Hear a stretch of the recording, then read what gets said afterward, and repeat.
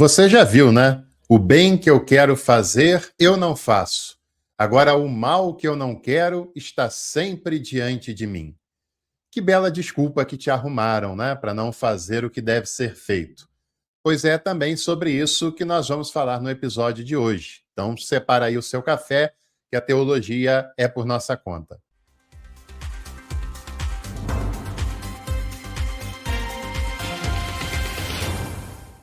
Como também é por nossa conta oferecer para você cursos muito importantes na área de teologia que vão fazer toda a diferença na sua formação e na sua reflexão. Chega de pagar caro com cursos de fundamentalistas que falam mais do mesmo.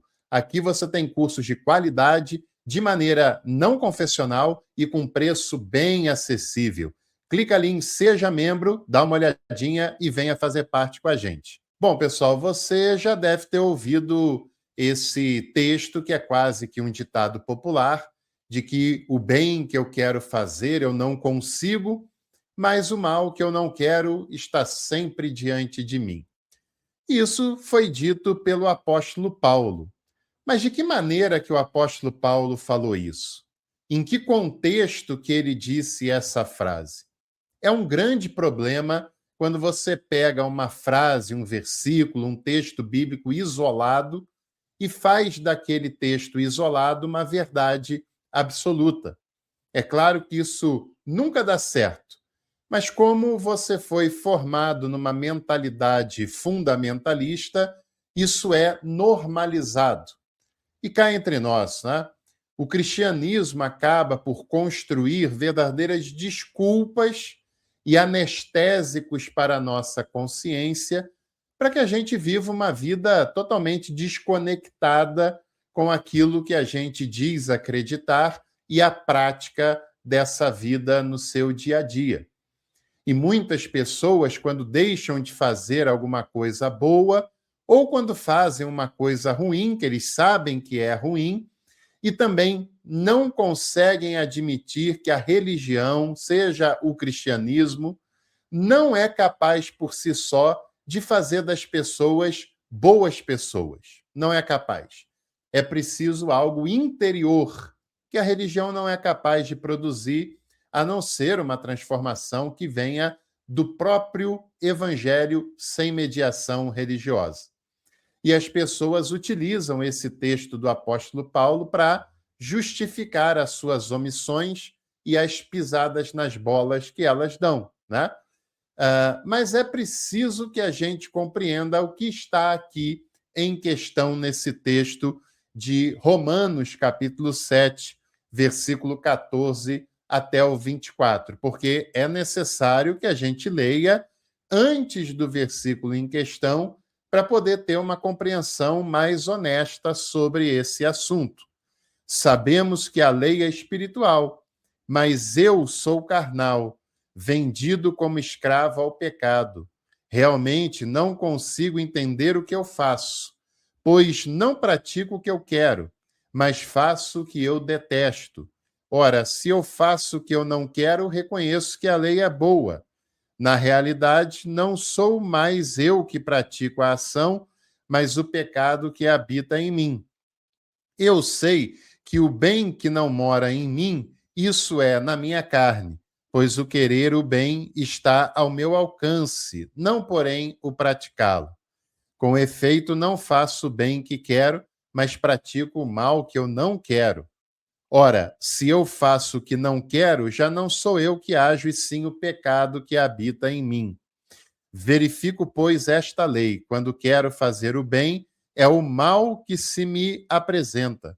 Comprazo-me na lei de Deus, segundo o homem interior, mas percebo outra lei em meus membros, que peleja contra a lei da minha razão e que me acorrenta à lei do pecado que existe em meus membros. Infeliz que eu sou! Quem me libertará deste corpo de morte? Graças sejam dadas a Deus por Jesus Cristo, nosso Senhor. Assim, pois, sou eu mesmo que, pela razão, sirvo a lei de Deus e pela carne, a lei do pecado. Bom, aqui é o apóstolo Paulo falando. Não há dúvidas de que Romanos é um texto paulino E o apóstolo apresenta ali uma pessoa que está aprisionada pela lei, ou aprisionado mais do que pela lei, mas pelo pecado.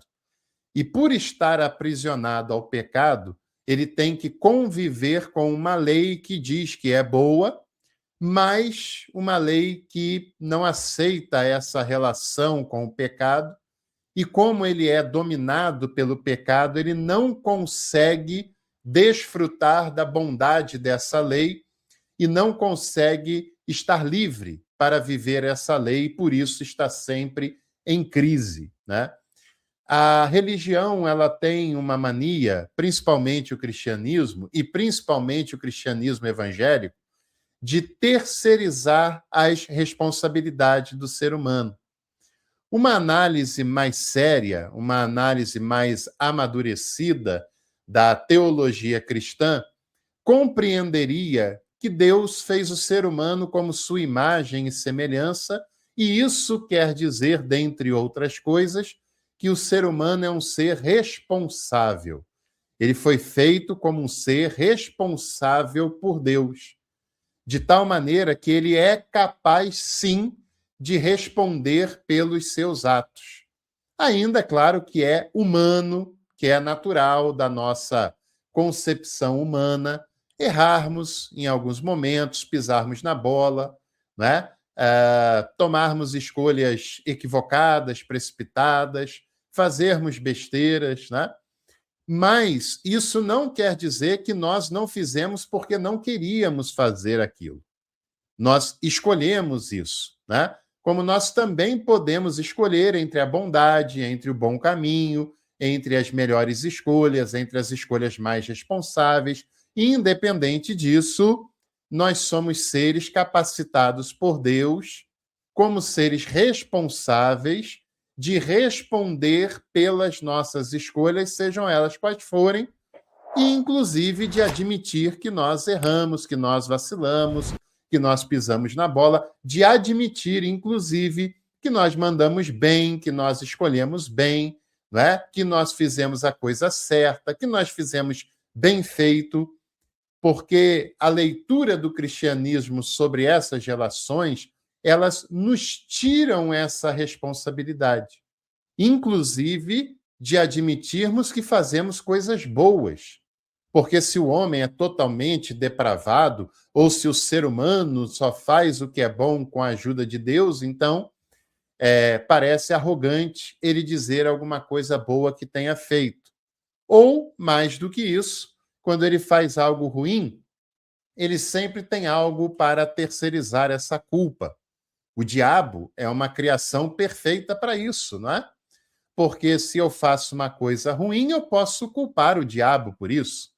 Foi o diabo que me tentou, foi o diabo que armou uma cilada contra mim, foi o diabo quem fez com que eu caísse naquele equívoco, porque se não fosse por isso, eu não teria caído. O pecado também, a natureza pecaminosa, também é uma boa de uma desculpa, né? Afinal, não fui eu, não. Foi a natureza pecaminosa que está em mim. E as pessoas usam esse versículo do apóstolo Paulo como uma desculpa muito da esfarrapada, muito da desavergonhada, e falam simplesmente isso. Olha, não era o que eu queria, mas fazer o quê, né? Ou era o que eu deveria fazer, mas paciência, o que eu posso fazer se o pecado está em mim? Mas Paulo aqui está contando a sua própria trajetória, a sua própria vida, né? Quem era Paulo? Paulo era um religioso judaico extremista, radicalizado, né? Em que era extremamente legalista com relação à prática, ao cumprimento da lei. Era uma pessoa extremamente fechada em si mesmo e na sua compreensão sobre a lei. E as pessoas não percebem, mas quanto mais radicais elas são, quanto mais fundamentalistas elas são, mais aquilo que elas falam depõe contra si mesmo. Porque chega a um ponto que essa espiritualidade legalista ela é impossível de se dar conta dela. E Paulo está vendo isso aqui na prática. e ele diz que ele vê a lei como boa, mas ele está relutando dentro de si contra a sua natureza, contra a sua carnalidade. Todo ser humano é dessa natureza, todo ser humano é dessa carnalidade. E outra coisa, foi Deus quem nos fez assim. Por isso, não se pode demonizar essa relação. Mas o problema é que as pessoas não conseguem compreender, talvez por ignorância, em muitos casos, também por malandragem, em vários outros casos, a continuidade dessa história que o apóstolo Paulo está contando. Ele praticamente está dando um testemunho de vida e da sua experiência com Cristo. Paulo é o primeiro teólogo do cristianismo. Isso não é bom nem ruim, mas o fato é que o apóstolo Paulo fez coisas positivas para esse cristianismo nascente, mas o apóstolo Paulo também deu um teor bastante moralista, bastante legalista para esse cristianismo, que não tinha nada a ver com o que é falado de Jesus nos evangelhos. Mas nem é um julgamento que eu estou fazendo do apóstolo Paulo, até porque ele nem tinha muito como fazer diferente. Paulo, quando morreu, não tinha nenhum evangelho escrito, ou seja, tudo que Paulo experienciou na sua vida, e mais do que isso, tudo que Paulo refletiu e escreveu ao longo da sua vida, ele fez isso sem nenhum conhecimento do evangelho, sem nunca ter lido o evangelho, até porque eles não estavam escritos ainda, né? Claro que algum ensinamento ou outro circulava, claro que alguma fala ou outra circulava, mas longe de ter um conhecimento aprofundado sobre o que viria a ser os evangelhos. Isso faz toda a diferença, faz muita diferença.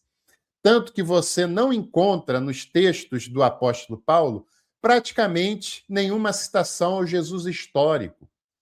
Só encontra citações ao Jesus já divinizado, Salvador, Senhor, construído pelo próprio apóstolo Paulo. E eu não digo com isso que tenha sido de maneira maliciosa, mas até de acordo com o que já havia ali de uma fé em Jesus. Mas ele praticamente, tirando uma exceção ou outra, nem cita o Jesus histórico, até porque ele desconhecia os evangelhos e os registros sobre Jesus de Nazaré, a sua vida, seus ensinamentos, a sua trajetória, e isso é complicado. Mas, além disso, mesmo diante disso tudo, nós poderíamos ter uma compreensão muito melhor sobre essa passagem. Talvez você já sabe que a Bíblia, quando foi escrita originalmente, seja o Antigo, o Novo Testamento, não importa, ela não foi escrita separada em capítulos e versículos como nós conhecemos, né? Essa divisão de capítulos e de versículos, ela é bem mais recente. Ela acontece ali por volta da Idade Medieval. É uma divisão que, na maioria dos casos, nos ajuda. É pedagógica, né? Ela auxilia a compreendermos melhor, a termos a achar melhor as passagens da Bíblia, mas ela, às vezes, acaba nos confundindo, porque nós somos meio que induzidos a achar que cada capítulo da Bíblia é uma história separada. Cada capítulo da Bíblia é um ensinamento específico e que no outro capítulo é um outro ensinamento. Acabou um capítulo, acabou um ensinamento, acabou uma história, acabou uma passagem, e quando começa um outro capítulo, nós temos uma outra realidade. Isso não é assim, pelo menos não é assim na grande maioria das vezes. No caso que nós temos aqui em mãos, não é assim. Essa divisão de capítulos acaba nos atrapalhando, porque quando nós entramos no capítulo 8, o apóstolo Paulo não mudou de história, o apóstolo Paulo não mudou de ensinamento, o apóstolo Paulo apenas está dando continuidade àquilo que ele está falando no capítulo 7. Então, veja, nós lemos o capítulo 7, do versículo 14 até o 24, até o final do capítulo 7, e nós encontramos ali um Paulo ainda muito legalista, ainda muito preso à lei, ainda preso ao pecado que está lhe dominando e que ele não encontra subterfúgios através da lei para ficar livre desse pecado, livre dessa natureza, para sim, sendo um homem livre, poder fazer o bem que ele quer ou não fazer o mal que ele não deseja fazer. Então é um Paulo ainda muito em crise, né? Um Paulo que não consegue ficar livre desse dualismo que tanto lhe faz mal. Só que agora, quando nós chegamos no capítulo 8, no versículo 1, ele continua, e era bom você ler do versículo 14 até pelo menos o versículo 12 do capítulo 8 de uma maneira inteira, sem dividi-la em capítulos. Porque, veja, eu vou voltar aqui no versículo 25, né, do capítulo 7, e continuar pelo capítulo 8 sem fazer pausa dessa divisão de capítulo, tá? Versículo 25, ó. Graças sejam dadas a Deus por Jesus Cristo, nosso Senhor. Assim, pois, sou eu mesmo que pela razão sirvo a lei de Deus e pela carne a lei do pecado. Portanto, não existe mais condenação para aqueles que estão em Cristo Jesus. A lei do Espírito da vida em Cristo Jesus te libertou da lei do pecado e da morte. De fato, coisa impossível à lei, porque enfraquecida pela carne, Deus enviando seu próprio Filho em carne semelhante à do pecado e em vista do pecado, condenou o pecado na carne, a fim de que o preceito da lei se cumprisse em nós, que não vivemos segundo a carne, mas segundo o Espírito. Com efeito, os que vivem segundo a carne desejam as coisas da carne, e os que vivem segundo o Espírito, as coisas que são do Espírito. E ali prossegue. Veja, a história continua, gente. Paulo não está achando que é normal ou que é justificável a desculpa de que o bem que eu quero eu não faço e por aí vai. Não é, essa desculpa não cola. Essa desculpa é papo de pregador, essa desculpa é papo de quem não quer se responsabilizar pelo que faz ou pelo que deixa de fazer. Essa desculpa, mais do que isso, é fruto e é culpa do fundamentalismo, que lê a Bíblia de maneira picotada e transforma cada versículo isolado em verdade absoluta. Isso é uma insanidade. Isso faz parte de um argumento, de um testemunho, se você assim quer dizer. E o capítulo 7 mostra Paulo ainda prisioneiro pela lei, sem encontrar na lei maneiras de se libertar para viver a sua plenitude. Mas ele prossegue e mostra ali o seu encontro com Cristo, quando o versículo 1 do capítulo 8 fala, portanto, ou seja, mais, né? É ali uma conjunção que mostra o seguinte, nós temos um argumento anterior, mas, portanto, entretanto, agora quem está em Cristo é nova criatura, as coisas velhas se passaram. Não existe mais, aquele peso do passado já foi.